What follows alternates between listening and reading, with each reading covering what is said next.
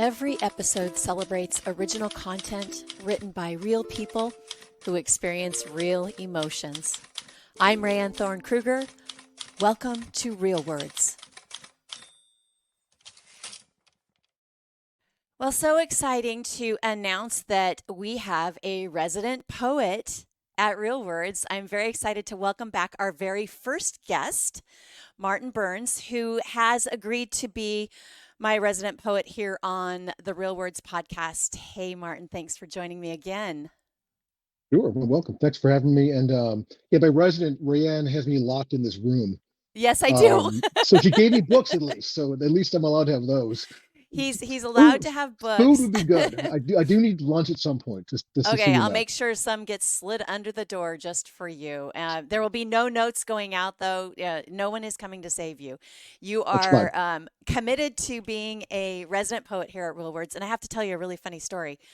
I had already messaged you about doing this, about being part of the cast of players at Real Words, and I was interviewing William Wiggins, who is a mutual friend of ours, and he could not stop talking about our episode. He just said over and over, "I just can't believe Martin knows all this stuff, and he should put on a clinic." So I was very happy to inform him that yes, that's in the works. And so, welcome to the Real Words family. I'm so excited to have you part of this and to share your knowledge. Give us a background of yourself before we jump in. I do have some questions for you, and we have a couple of topics to picked out to discuss in this premiere episode with our our premier resident, anybody here on, aside from Rayanne. You're the premier resident expert on poetry for Real Words. So tell us why you deserve to be an expert. Well, I don't know if there's a good answer for that. Um, Now, this might be one area where I could probably claim some level of expertise just because I've been Yes. reading about it for a very long time in my life, and working at it. So, yeah, everything else I do, it's sort of, is he or isn't he? But in this area, I feel some level of comfort, I guess. Uh, and it's also, side note, good to know I will have cellmates coming in later on as there are more residents get locked up here. Be good. We can like knock on the wall back and forth. So yeah, background. I'll skip the career stuff because that's not as relevant, I think, to the conversation. Yeah, I've used my writing in my career to help buttress it, frankly, a lot. But in terms of how I got into this piece of my life, good question. Yeah, I've always been a reader, way back. Just like a lot of us are, I think. As I was reading way ahead of my level, yada yada. You just got lost in books quite often, and the books were my happy place. The library was my other happy place. You know, I probably was not playing ball as much as I should have been. But I was into reading and the books and all of that. Right? And not that I didn't, but it was definitely a preference. So there was that, and I somewhere along the way I started messing around with words and my own words, writing pieces here and there. And my first recollection of writing a poem just out of the blue, and I think it happened before this, but the one that really meant to me, my grandfather passed away, my father's father, and they were very close. And I was close with my grandfather too. So one of those things that trigger something, and it came out in the form of a poem. So I happened to show it to a teacher I had in eighth grade, this wonderful woman named Mrs. Lovett. She's phenomenal, interesting human, literary, etc. And I knew she liked to read and she enjoyed poetry, so I'd written it and admired her. She and my mother were friends, or our families were friends, yada yada. So there was comfort there beyond simply being a teacher. I shared it with her, and she loved it and said, "Please keep doing this." So I kept writing, and I'd bring her pieces, and she'd work me through with it, and that kind of got me moving into it. And so then from there, I went to high school, and it was something I was doing that I was good at, and not being very athletic. It was something I could go to and feel, hey, I'm good at this, right? Uh, so there was some of that. And it was just a way of sort of working through a lot of emotions that I was working through as a teenager, all the stuff that happens. And I keep saying I'm bad about that. I'm better writing clearly than I'm speaking. but it's uncomfortable to talk about all this as well because you're talking about yourself, your real self, which is what real Right. words is about. Right? I That's can talk exactly right. fluently about myself as a careerist, but then I'm describing almost someone else. So, but the writing kept happening, and you get involved with typical things in high school. I was poetry editor of the literary magazine in high school. We had a wonderful staff working with us. Actually, the person who ran our public high school English department was a PhD from Brown who'd been paralyzed in college. He'd gone to Nina High School, had been a star athlete, volunteered dressing kids back from camp during the last polio outbreak. Long story short, paralyzed and wanted to get back to the community. So went after getting a PhD, went back to teach at the high school level. So that created a really, just by pure luck on my part, phenomenal public high school English department that I had access to. It was Wow. all about writing. So, and everyone who went through it, and it bled across the curriculum. So if you were in history, if you were other classes, you were writing papers. The point that kids I knew in high school who felt they weren't very good writers would go to college, and their dorm mates would ask them to help them work on papers and give them advice. So it was just that sort of thing that happened to happen. It was great. My parents are readers themselves. My father was a very huge reader, sensitive guy, very gentle. It encouraged me. Your mother, same way. That she was the more athletic one of the two, which is kind of a fun. But they really encouraged their kids to pursue their dreams and their passions, and and all that. So I had that fertile kind of ground with sort of childhood trauma baked into it and some skill. And that, I think, wrapped together pushed me more into it, and I felt safer writing poetry. Went to college, went for a writing degree, and found only put a college that had really well-known writing programs where you could focus on poetry during the program. Which, look, this is huge kudos to my parents that they didn't say you're majoring in writing poetry. What the are you doing this with our money? So, and admittedly, I was a little financial aid and I was working, so it was my money too, I guess, sort of. Yeah. But they were supportive. They didn't fight it, and the program was solid. There were some good people there, fellow writers, students who are still writing themselves, but many of them good staff. My advisor had been sort of tutored by Charles Olson, who was a fairly phenomenal and important poet in American history. Not as well known, kind of broadly, not like a Robert Frost level of knowing, but Charles Olson is one of the massive minds of the 20th century in writing, mid 20th century, and he had been and Creeley, Robert Creeley was part of that crew as well, so he knew the beatniks and all that. There was this whole kind of like web of connection that goes back to Pound, down to Yeats, etc. So there's a sort of this weird sort of path of knowledge that I was again getting access to in this remote place in the woods in upstate New York.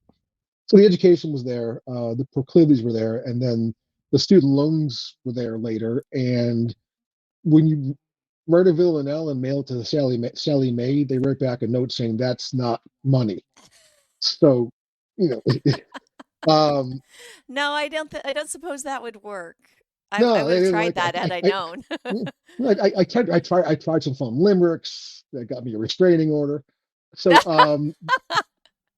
but the point is I had to get a job. So I did that and chose that path. But along the way, I've just kind of kept at it. It was a it, habit, like not occupation, I guess, emotional occupation, maybe. A fascination with it. The education I got at St. Lawrence just happened to be very, very good around poetics, and same with Needham High School. So I had that baked in desire to learn more about it. So I've kept doing that. Stayed involved with Well, various poetry circles. I meet with poets and I read, I write, all that kind of yeah. stuff. So I love that you've been so prolific online, digitally sharing your poetry, which is how I discovered that you were a poet. And I'm really thankful for your background and that I can take advantage of it, and the viewers and listeners of Real Words can take advantage of it because I do feel like we can learn more about this craft, this art. From you, this style of writing. And I've been writing poetry forever, but without any time. I mean, I've taken a few classes, but without the pure construct that you have been through that has developed your craft. And so, thank you, first of all, Mhm. for agreeing to do this and allowing me to learn from you. For you to be the poet laureate here at Real Words is an amazing opportunity Probably the for first and me. last time I've recalled that. Thank I you. I'm going to don't keep that in my I head don't think forever. so. Good. Well, I appreciate it, and I've thought a lot about our very first conversation about this topic. Was really interesting to me, and it clearly struck a chord with others. And I've since then, I've learned a lot about AI since then because it's been there now that I've started this project and wanted to learn more about what's ahead of us as creators. And poetry, I think, remains an area where it will require a human, although you can plug in to ChatGPT 4.0. You can plug in, hey, write me a poem about this, and it will create a rap about this, do a limerick about this, and it will. But I really feel like this is the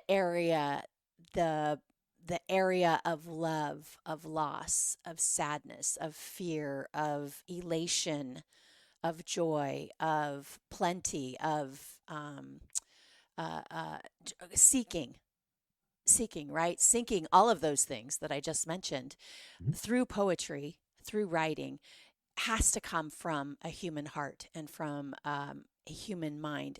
One question I asked you in our last conversation was about empathy, right? Do you believe that you have to have empathy in order to write poetry?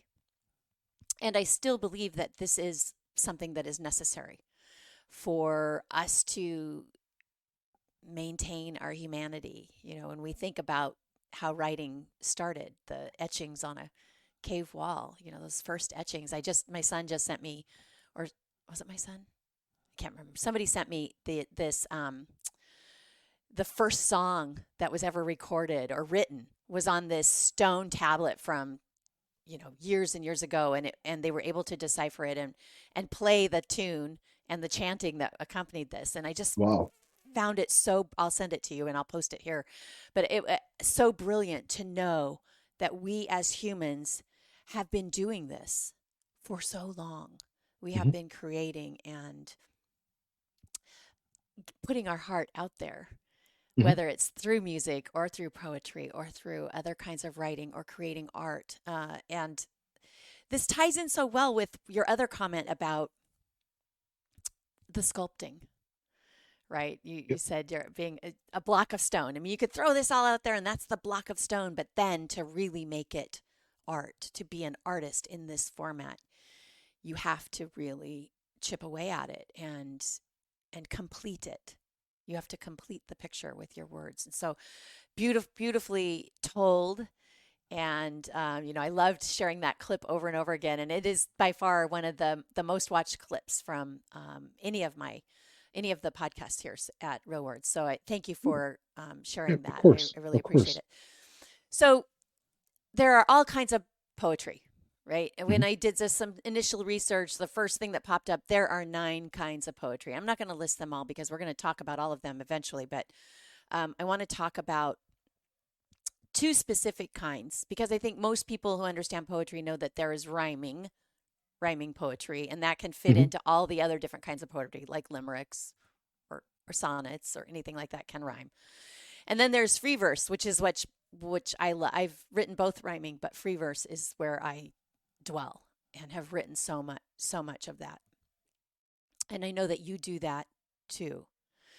Um, what where Tell me a little bit about these types of poetry. What do they mean, each of them mean, and why are they different? Why are they alike? Mhm. So I think it's easier to think about in terms of structure, right? If you, it's rhyming, non-rhyming, metered, non-metered, etc.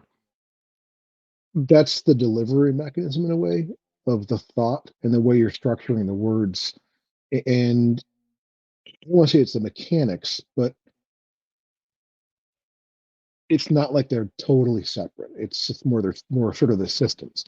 And by that I mean that if you're using rhymes and you're going with hard rhymes at the end, I don't do that very often. I try occasionally, and I'll be honest, I'm just not good at it. It's a real skill to be able to, it's high level if that's your focus area, to be able to deliver, a good meaning, metaphor, process, and and sort of a narrative, if that's what you're, no matter how you're structuring it, while also staying within a hard rhyme. That's just tough to do, right? Um, when you think about some examples, I mean, Shakespeare's the obvious one, Right. yeah, right? But Gwendolyn Brooks, Langston Hughes, for more contemporary, there's that, and that's beautifully written, and it's almost a song quite often. Even Shakespeare, you Right. look at, you can Right. sort of singable. I mean, the way the rhythms are, and that I think is what's powerful about that is that it does evoke. Go looping back to your point about the first, songs ever found. You think about animal language, primate language, and nature. They're rhyming. There are rhythms in there. A bird song. It's a rhythm, Right. right? Right. Right. So clearly, rhythm means something, right? There's more to it than simply hey, these rhyme. That the actual sound you get out of it transform the poem, can make it drive forward, can make it move in a certain way. And so you can choose to employ that if you are, I want to go for something that will have this kind of flow and be like a river and be like sort of songish almost, because that the repetition can really be powerful. Um, you Speaking of Langston Hughes, you think about blues music, right? That kind of call and response, boom, boom, boom, boom, boom, Right. boom. There's Right. something in there that can match the human heart to a certain extent. And just to bring another example in, 'cause I'm all over the place today, apparently, as I tend to be, not just today. There's they've I forget where this was, but I believe it was in Africa. There was a tribe, that has a traditional, it's a dance they do with drums, and they drum faster and faster. Dancers you dance faster and faster, and eventually they studied this. When the drummers stop, the dancers all fall down because their heart rate had become synced to the drums. When drummers stop, suddenly their hearts stop for a second and they just collapse. Wow. So there is definitely, you studied this has been, studied in a lot of different ways, that there is definitely that kind of rhythmic an impact on us at a physical level that a well-written rhyming poem can get to, not the same way. It's not going to give you a heart attack. Maybe it could work on that. Weaponize my poems, but it's the idea that you can really get deeply into kind of the physical with that kind of an approach. It's hard to do, and also it really does limit your abilities because you're forced to only work with words that rhyme. And unless you have a really strong grasp of the broad English language or wherever you're writing in, it's challenging to find words that they're all that rhyme and are different in poem after poem. Your vocabulary kind of constrains you when you're doing that. So that said, you can cheat and use words that almost rhyme here and there and fudge them a bit the way they're kind of presented. But that's sort of rhyming. I think it can be powerful, but it's hard to do and it has limitations, right? Um, on the flip side, with free verse, you've got, which is where I tend to spend more time. It's I think a good analogy of free verse is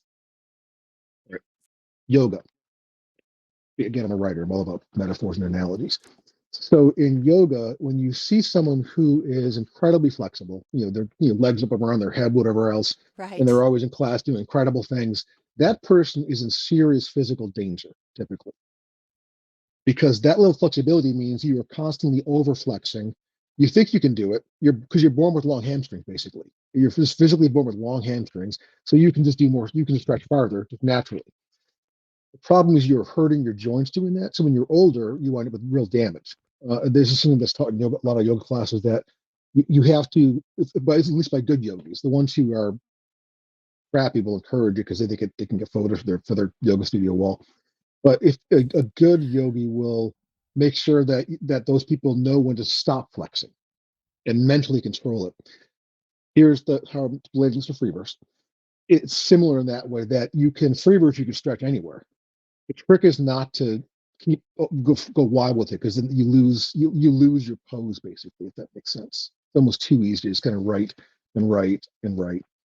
When I think about people who examples I mean, there's Walt Whitman, who was sort of one of the founders of free verse, not the founders, it's been around forever, but modern kind of considered one of the modern founders of free verse and what's of getting away from kind of traditional rhyming verse and all that. Yeah, there's Nick Giovanni I by any don't. chance?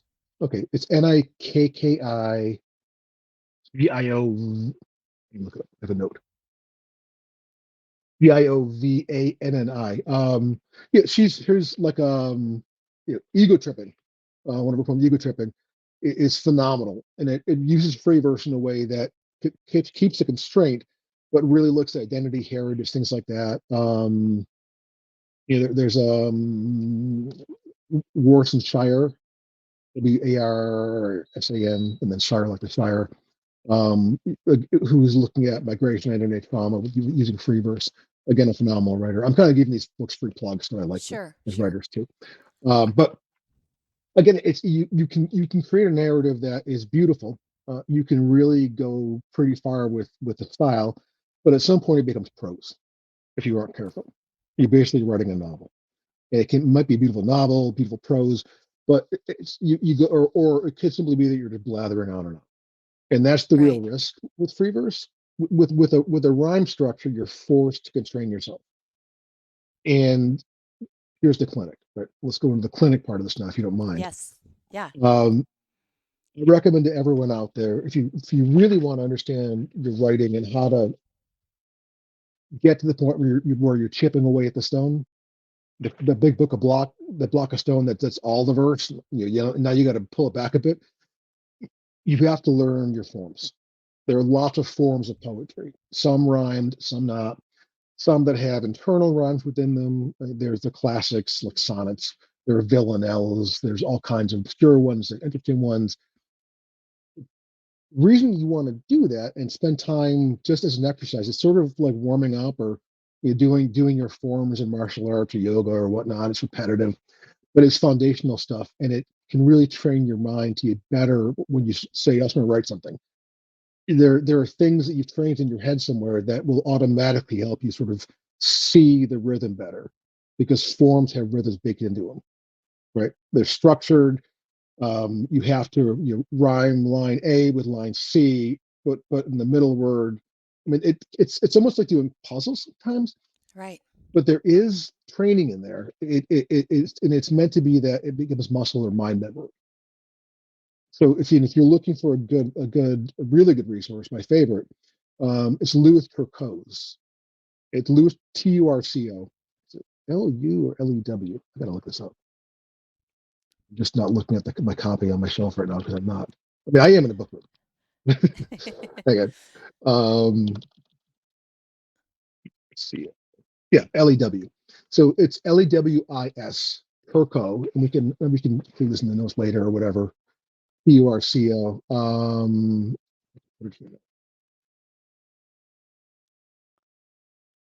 And his book is the New Book of Forms. Okay. It's a couple things. It is first off, it is just there's a what half the book is just here are all the forms that are available. Here's the history. Here's the structure. There's also about a half the book that goes into why forms are helpful and the history of poetry, who's done them. It's good. It's good to read for the history, but having as a reference on your bookshelf, and I've given it away I think a dozen times in my life. It's 32 copies. It's just a really good primer, kind of going back to your basics if you're working out and you're like, hey, I got to get back to kind of just the mat a bit, or I have to get back on the bench, just do some basic stuff. It's that kind of a thing. It's just something you can do every once in a while. Writing forums, they may come out terrible. I don't like my villanelles typically, for example. You'll rarely see them get me published them, but they're really good workouts, essentially. So, what's a villanelle?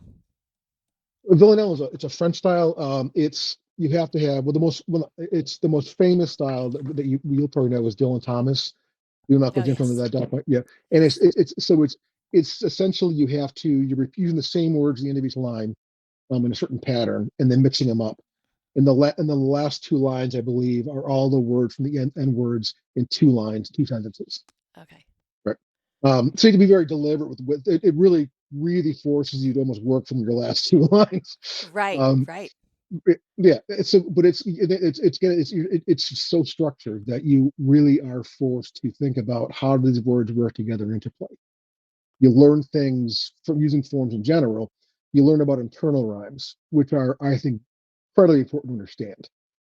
That's the real rhythm within your, because you may not be rhyming every N word, but there should be internal rhyming happening within your lines here and there. The words that can kind of bounce off each other, It's important again and to against. the rhythm.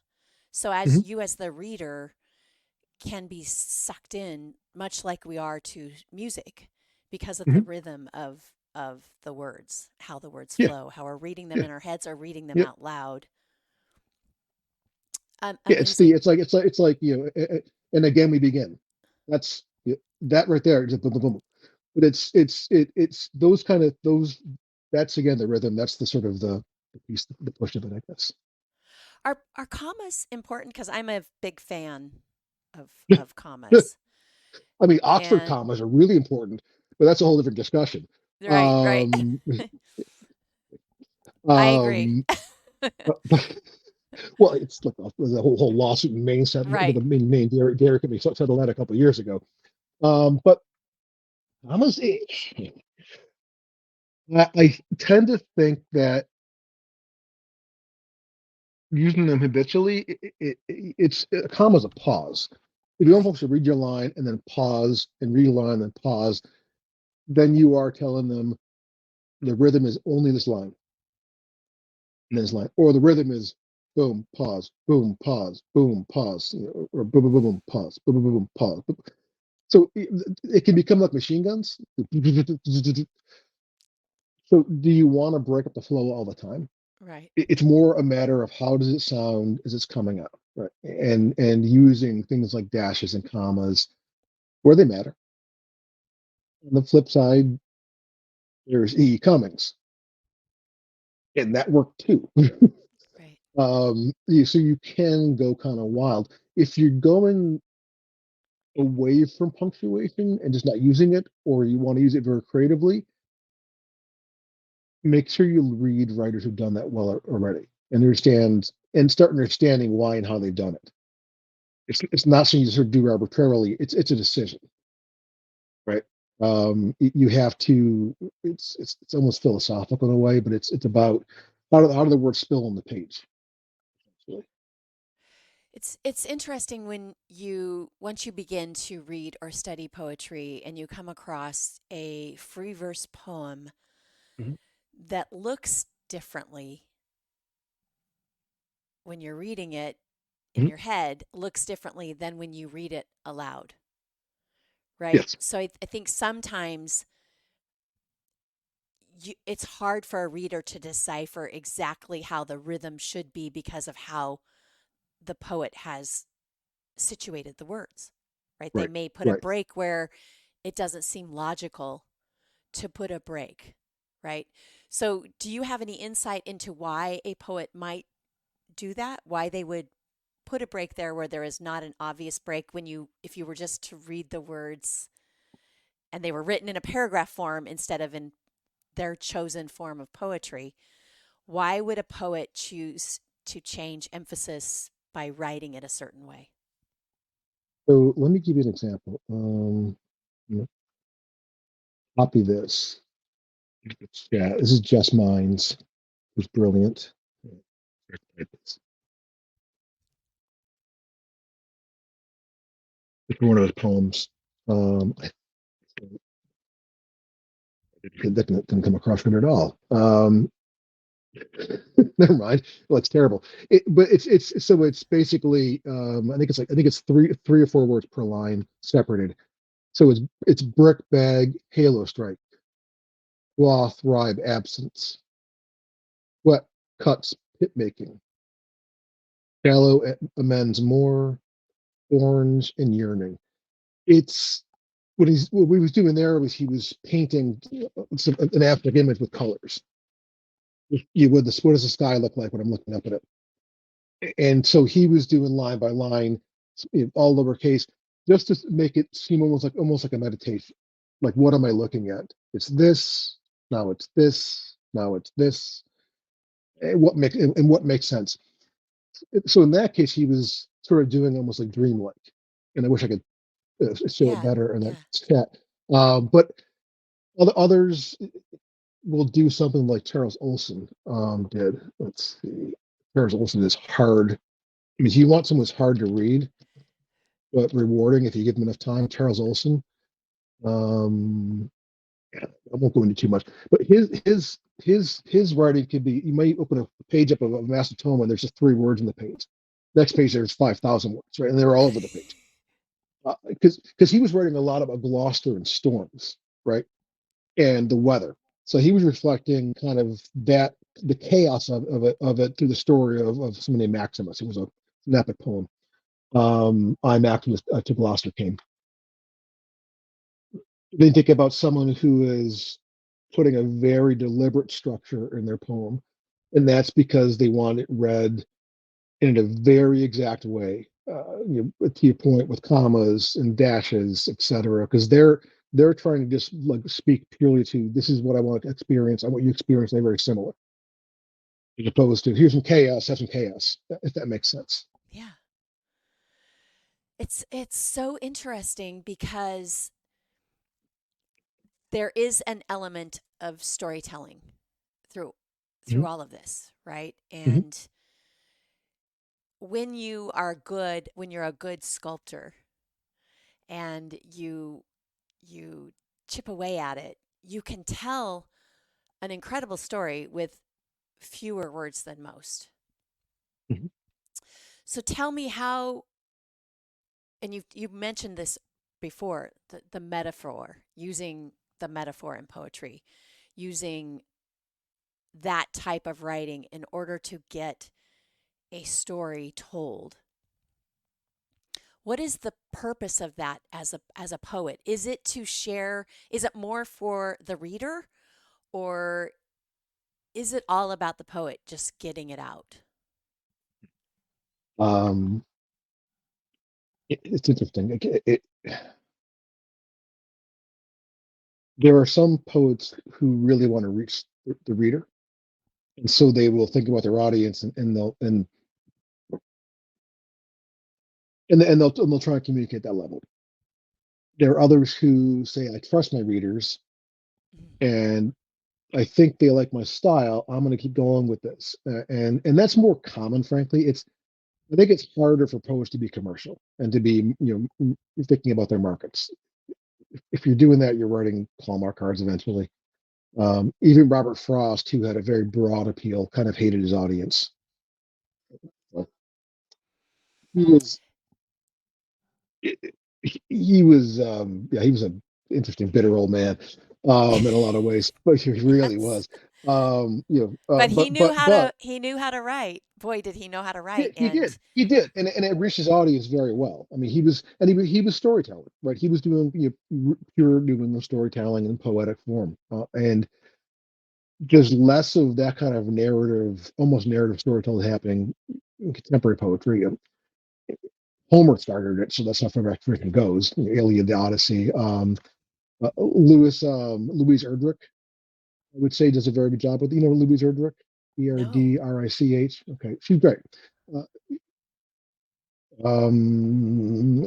Advice to myself would be a good example. She's Native American, really interesting kind of narrative focus in her writing too. Okay. But it's not as common as it used to be. I suppose part of this is simply attention span. Oh, Right? Like, interesting. well, storytelling poetry can be longer. It can be, Right. it's, you're getting involved in it, right? We're in Right. the age of insta poets. What do I have? Where is it? I Somebody printed up a poem for me. Oh, where is it? It's like pages and pages and pages long because it's called The Thorn, and I want to say it's by Wordsworth. Oh, yeah, Wordsworth, The Thorn. a dramatic monologue, but it's pages and pages and pages long. Like I started it and I thought this is really good, and then I got about the fourth stanza and I'm like, okay, now it's just Right. somebody Yeah. Yeah. Yeah. blustery, somebody that's blustery. It can be So challenging. I mean, even like there's, like how many people read The Wasteland anymore, which is probably really relevant to read right now. Just consider how some of the themes are very relevant to our current state of affairs. But that said, no one's reading it. It's beautiful. It's amazing, but it's very rarely read anymore because it's a what 12, 14 pages I think ultimately more. Forget now. So storytelling, longer narrative poems, harder to get out there and be read. There are novelists I think who write in a poetic style. Cormac McCarthy, for example, um, was very much, to my mind, a poet who happened to write epic poems. In my you son loves him. My son is 27, loves Cormac know, McCarthy. yeah, His favorite of all time. So he definitely accepting of that. has an audience. Oh, for sure. Yeah, yeah. I mean, the opening lines of the road of Blood Meridian are incredible poetry. The first few paragraphs are mind blowing. Just awesome. Melville, Moby Dick was essentially was a border on poetry too, I think. But again, who's reading Moby Dick aside from me every year because I do that obsessively.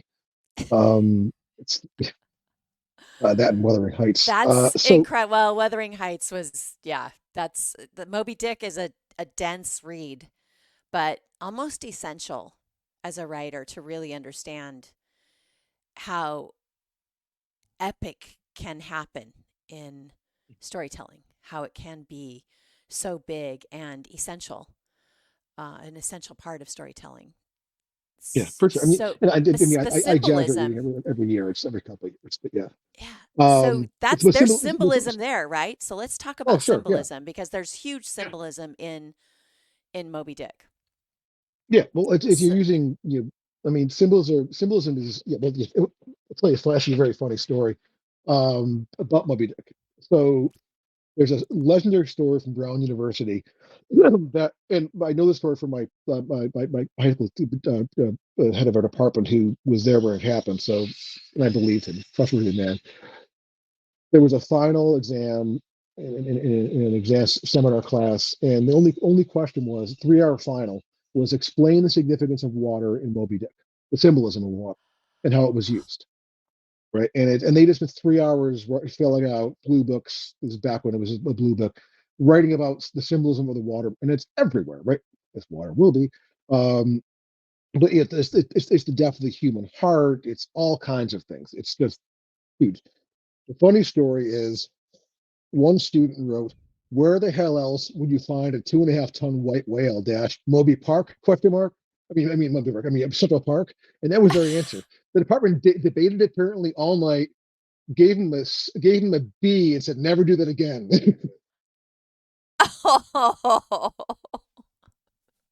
Anyways, yeah, no, I mean, yeah, that's one of the classics. I mean, there's so much there. It's, I mean, from the water to Captain Ahab, you declaring if his heart was a cannon, he would rip it open and fire a cannon shell out of it. It was so full of hate.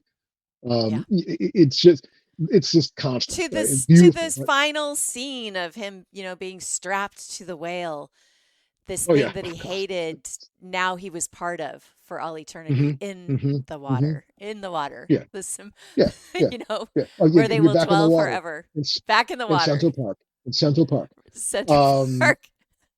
there's a whole chapter on a desk, for God's sake. So it's just he was really into it. Um, Others who I think are good examples. I mean, William Blake. Everything was symbolic, right? It's just you think about tiger burning bright. The whole thing is about beauty and ferocity. It's a symbol for that. Um, Maya Angelou did tons of symbolism in her Yeah. work. I mean, well, I mean, obviously, I know when the cage bird sings. What's the cage bird a symbol of? Right. Right. I mean, it's not too on the nose, but it's close. But not everybody can grasp that, which is Mhm. why I think a clinic like this is so important because I don't think everybody recognizes symbolism, right? And It's well, because not everybody's it's had the opportunity to study it like you have, like I have. I haven't certainly not had the opportunity that you have, but I have studied it and I use it in my own writing. I use it as a marketer. I use it in my own poetry. I use it in promotion, like just promoting real words. I use symbolism. So Mhm. how can we as what's a neat trick? Do you have a neat trick that will help somebody who Well, there maybe isn't really sure and doesn't really know how to spot symbolism? you can tend to assume that there are symbols everywhere, right? That's a very broad thing, but it's most things you look at tend to have more than one meaning. To you, for example, anybody. There's the connotative meaning, which is what it literally means, and there's the denotative meaning, what it implies. So you say rock, rock means rock. It also implies heavy. It implies weight. It implies Solid, danger, sturdy. Yeah. solid, yeah, yeah, or it can imply threats. It's so Yes, yes. it's how you kind of use it too, right? But the connotation there are words and things that choreographers are used to trigger other feelings and emotions. When you're reading poetry, you may not even be aware of it, but that's part of the trick is that they're using symbols that you will, at some level, be picking up on, so they don't have to write a whole book. You can essentially condense your paragraph down to a poem, and just have the symbols and word do double, triple meaning to get the Yeah. meaning across. That's really, I think, where it becomes really powerful because a simple, seemingly simple poem can have a lot more depth behind it. It is quite Yes. often literally to use a symbol, the tip of the iceberg and a cliche. You get both. You get both. Part two for the Russia one. Well done. But thank you, thank you. Yeah, it's a value pack. But the idea is that you're a, a good poet will be trying to do that. They will be trying to give with their writing something more than a surface meaning. They want the surface to be attractive and interesting and readable and kind of bring you along, but they're hoping that you'll dive into it and say, wonder what that reference is referring to. What is that quote from? And then you look up the quote or whatnot, and you realize the quote's from something in the Bible or something in the Torah or something in, Right. I don't know, the hammock for fly spreading us or whatever, or something else that ties into another story within that piece of literature or art or piece of history that you're like, wow, that really relates to what they're writing about. And it expands on the topic they're writing about. So now you've led your writer somewhere where their brain's kind of in the mindset you sort of singing them into, and now they're resonating. Now they're going deeper. Maybe the analogy is sitar, which seems like a few, but then it gets a few strings from the top, but there's multiple strings below the strings you're hitting. So if you know which strings to hit properly, the chords to hit, you'll be causing a much richer, deeper sound because there's so many chord strings beneath the strings that will be start vibrating too if you do it properly. So maybe the meaning is the strings below the strings in the sitar. That is I like that. brilliant. That Brilliant kind of works. symbolism. I'm going to send you this transcript because you need to use that. That is a I'll forget brilliant this. symbolism. I know, I know. That's why we're recording. Yeah. So, to go back to symbolism before we leave symbolism, You never leave the very symbolism, just to be no, that's clear. true. The very title of this podcast is symbolic, right? Because it is representative of the human behind. It's yeah, it's actually words that are written down. Yes, they're real words, but there's also symbolism behind the meaning, the actual meaning of the title. So I appreciate you diving into that. I know we're gosh, we've gone way over time, and I can't thank you enough. Block One an last hour off, question for so all good. you. Yeah, of course. Well, actually, two, because I did want to talk about the little bonus thing that I added to this, but um, why, just in Martin Burns' words, and you are welcome to use all the symbolism you want. Why is poetry important? Um, so I think it is probably the closest you get as at least for me, when I'm working through it, and I think when I'm reading it too, to that moment of understanding your own consciousness, right? And I'm doing a lot of thinking about this in general. What is consciousness? What does it mean to be, human? To your point, and there's a, there's a lot of research, and I'm an atheist who doesn't disbelieve the idea there might be some sort of something after this. I'm just not convinced it's good. It could be simply body dies and your conscience just keeps floating around somewhere forever, which is a terrible thought when you think about it. All right, but I am. For me, I think a lot of times poetry and music, things that resonate within you at that physical level, it can also get inside of that conscious piece that's hard to get to, the part that we don't always understand, that part that is confusing. As a side note, I posted this on Facebook, you'll see it. There's research out there that's been done that apparently our left brain acts like a like Chat GPT, and that it hallucinates things and tries to give us answers even if we don't have the answer. Just because I think we want an answer. So the right brain brings the data in, the left brain makes an answer, and if you have someone whose brain has been separated through an accident, and you tell the right brain go to the house, and then the person will stand up and start walking. You ask the person, "Why are you doing this?" Then the left brain interpreted what was heard, but can't recall what was told. They say, "Where are you going?" "I'm going to the house because I'm getting a Pepsi." They made something up. They weren't sure why they were doing it, but the left brain made something up to give them an explanation for why they were doing what they were doing. Because we demand answers inside of our heads. So we hallucinate the world inside of our heads, and we all see reality a bit differently because of that.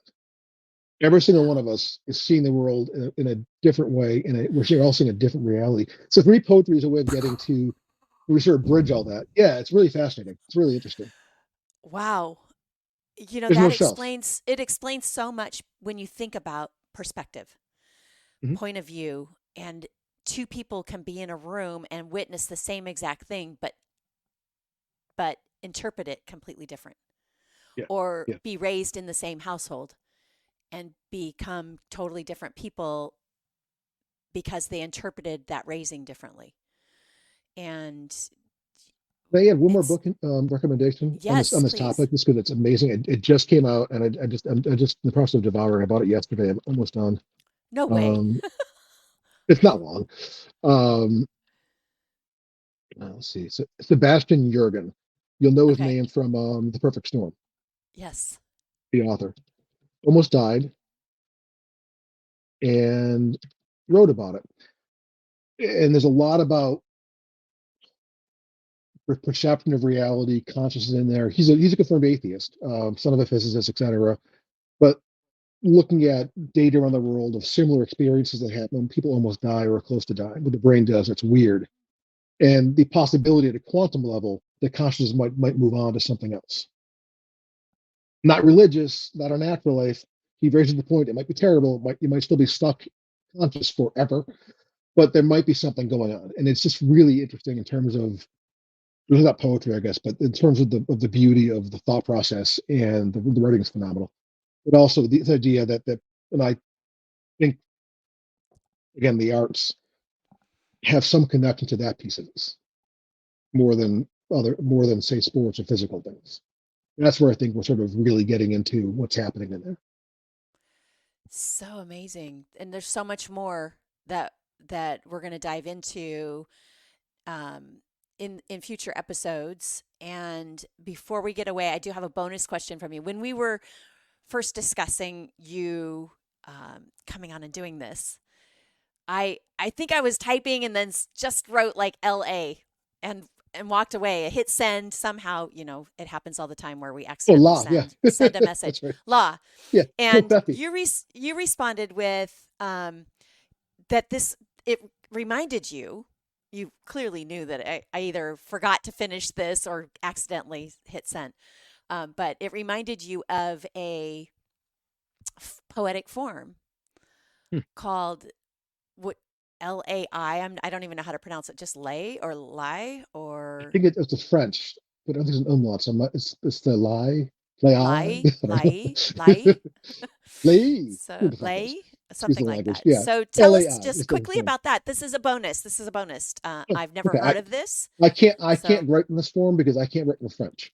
okay. It's why I'm So it's, fascinated by it because it's why I have learning to write in French on my bucket list just for the challenge because apparently the way the form is set up is the French language is very specific and there are certain continent vowel combinations you have to be able to do that are only in the French language. My understanding. So I've never tried one, but I'm wow. that's why I'm motivated to learn French, which is really weird when I No, think it's about it. not weird.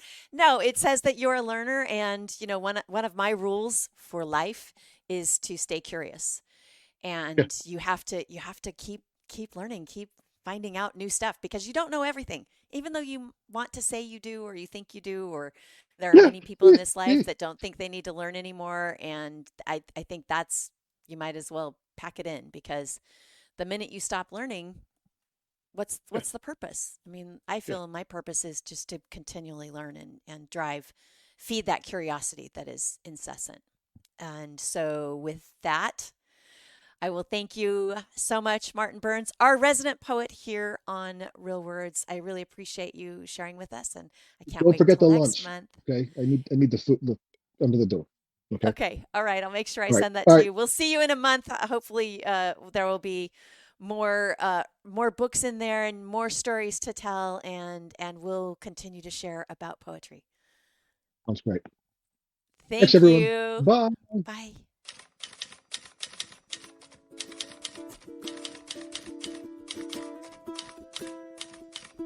Thanks for tuning in. This episode was made possible by Never Enough Media.